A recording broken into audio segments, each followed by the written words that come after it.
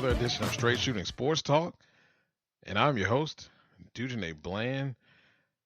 And today we're going to talk about the Thursday night matchup, the Miami Dolphins and the Cincinnati Bengals. We're going to go over a few injuries, injury updates for some of you, and going to really get into this matchup as well. Really get into this matchup a little bit with the Dolphins and the Cincinnati Bengals and break that down a bit. And I'm going to give you my pick on that. At first, we're going to discuss some things around the NFL. Well, first and foremost, the Seattle Seahawks, who are looking to try to replace Beast Mode, have now signed CJ Spieler to help them out in that department. Personally, I just think that Spiller was in the Saints organization and just was in the wrong place. They have a lot of running backs there that are capable of doing some of the things that he is capable of doing. Is he an every down back or a back that can pound it between the tackles? No, but he's a guy that can get outside. He's kind of like a Darren Sproles type guy. He did not show that though in the Saints offense, but I think he has an opportunity to kind of get himself back on track and be in a place that's a little bit more favorable for him where he can get some more touches, because there were just guys on that roster that they had that were young and that fit their offense in New Orleans a little bit better. We have J.J. Watt. He takes some steps forward and takes some steps back. So J.J. is going to be out for a little bit with a back, dealing with that back tightening up on him. That's a big blow for the Houston Texans. Brock Osweiler is not the guy to be carrying this team on his back.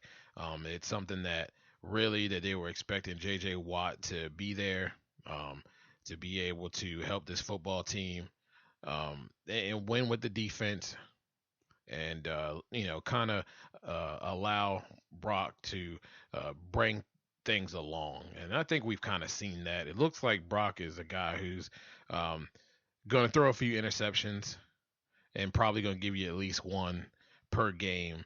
But it's not really tailored to have this team on his back trying to, win games by throwing the football. They definitely need a balanced attack and they need a defense that can get them some stops. So this is going to be interesting for Houston going forward.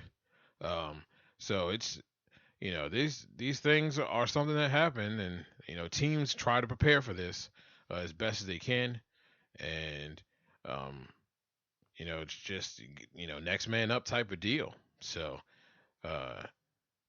that's what they have. That's what they have to do. And with Brian Cushing down, that makes it even more tough. So they'll circle the wagons and they'll do what they have to do to try to keep things moving. Now, for Cowboys fans, Des Bryant has a hairline fracture in his knee. I've heard some things today about Des being injury prone, and it was kind of it's a freak tackle that was made on him. His leg got all cattywampus, and for him to be just having a hairline fracture and not like a torn muscle or some sort, that's important. So that's something that for him not to have a torn ACL is pretty remarkable. That was a pretty tough looking injury there. It looked worse than it was. Looks like they're going to be down with tackle Tyrod Smith with the back. And then we have Doug Free with a quad, and Scandrick still dealing with that hamstring issue. So they've got some guys down, and Jason Garrett will try to do the best they can to get this ball rolling for them and keep the wins rolling. They've looked quite well over 3 games. They probably should be 3-0, but they're not. But they're in good spot, especially for the NFC East. Now let's take a look at this Thursday night matchup between the Miami Dolphins and the Cincinnati Bengals. Now, many look at this matchup, and this has the makings. This thing has the makings of being a lopsided event here. Um, it really does. And what I mean by lopsided is this Miami Dolphins team is such a Dr. Jekyll and Mr. Hyde type of team. You really don't know what you're going to get from week to week. They've struggled a bit in being able to find that guy that's going to rush the ball. Arian Foster had dealing with a little bit of issues with injury and that growing injury, and he's not expected to play. They're not really confident in Jay and Kenyon Drake, the rookie. He's had some flashes. They've got some other guys that they can kind of mix and match, but you know it's going to be pretty tough to run against um, that Geno Atkins led front seven of the Cincinnati Bengals. When you look at Miami and you're looking at them on offense, um, they're 20th in points at 21-3, and um, they're only getting like 83 yards rushing per game. That's 25th in the league. Only 282 yards passing. That's 10th in the league, and we're only 3 games in, ladies and gentlemen. But um, it's going to be a tough road, and they're not really. They haven't really shown to have fast starts. Now their defense, on the other hand, um, you know, they haven't really fared that well either. Now they're holding a guy's average to 22 points per game, but when you're allowing 147 yards rushing, that's not a good look. And we know how well Jeremy Hill has been looking over the past 3 weeks. Um, and this is going to be something that's going to be tough for them. And in order to have some kind of success, and for your defense to have some kind of success, you have to be able to limit the run game.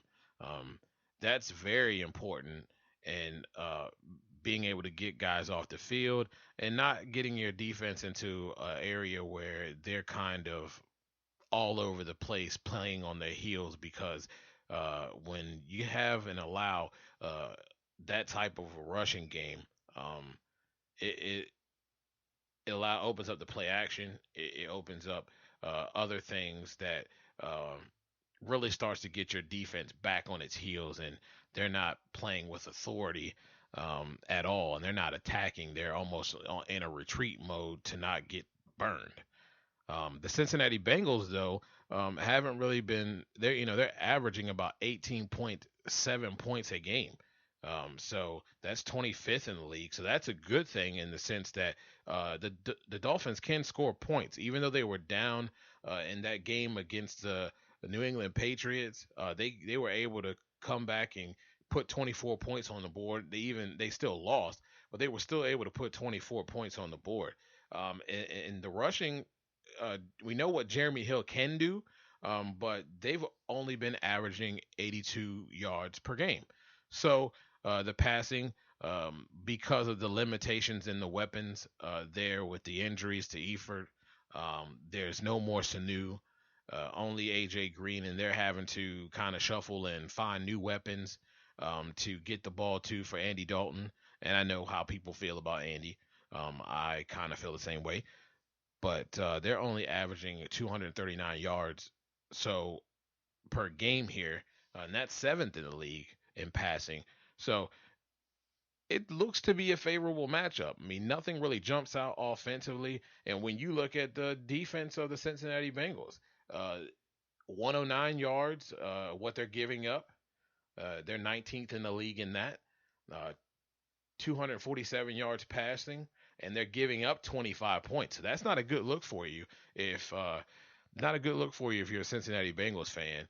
When you're giving up 25 points and you're only getting 18 points, That plays a big part in trying to win ball games. You have to stop the opponent and you have to outscore the opponent.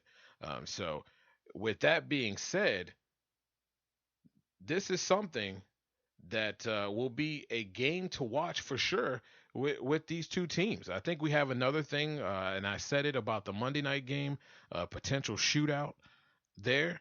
I don't think these offenses are that potent, but this is definitely a game that is winnable for the Miami Dolphins. Now, if they're the one thing though is about consistency for the Dolphins. If the Dolphins can simply come out and be consistent in Tannehill, move the ball down the field, not turn it over, be able to run the football effectively against this Cincinnati Bengals defense, they have an ability to be able to keep the game close enough to be able to win. Again, they're scoring they're scoring more points than their opponent here. As you know, as we talked about, the Dolphins are definitely able to put up more points, and that's something that's important when they're averaging 21 points a game. So if you look at this matchup, 21 and 18, on the average, this is definitely a game that with what the Dolphins have been doing on offense, this is something that they can win. Now the question is, who is going to win this matchup? Now it is in Cincinnati, um, and I really like the Dolphins in this matchup, and I'll tell you why. When you look at their uh, their receivers. When you look at their receivers on the outside with Landry, uh, and you look at the running game with Drake, I think he can get off as well. You have Landry and Parker on the outside, Stills in the slot. Obviously, he's going to have to make sure he's going to catch those footballs. But when you see what Jarvis Landry has done, beating guys down the field, I mean, this guy already has like 24 receptions for 314 yards. He's averaging 13.1 yards per catch. Now he only has one touchdown, but they, hey, these guys can stretch the field. Parker has 11 catches, 157 on the year so far, so they can stretch the field, man. They can stretch the field, and this is something I think that is going to help them to be able to open up the running lanes. And the key for them is to get that offense of the Cincinnati Bengals off the field. And I think they'll be able to do that. They have all the pieces over there with Sue, and that front seven can attack Dalton. We know that Dalton is up and down and not very consistent, especially in the passing game, and he can be thrown off. So I think that's what they're going to do. I think they're going to load up to stop the run. They're going to force them to force Andy Dalton to rely on AJ Green, and being that they're down as far as the tight end area and really don't have an established someone that's really a threat to them outside of AJ Green, they're going to force them to beat them with someone else.